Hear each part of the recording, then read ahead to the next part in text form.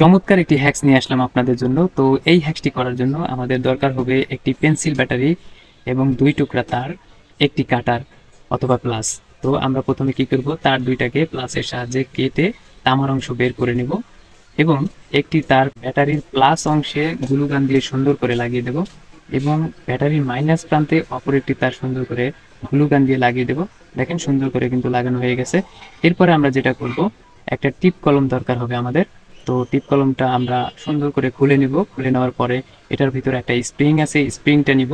স্প্রিংটা নেওয়ার পরে আমরা যেটা করব, এখানে আমাদের একটু তুলার দরকার হবে। তো এখানে তুলা নিব। তো এই ফাইবার অথবা তুলা স্প্রিং এর ভিতরে ঢুকিয়ে দিব।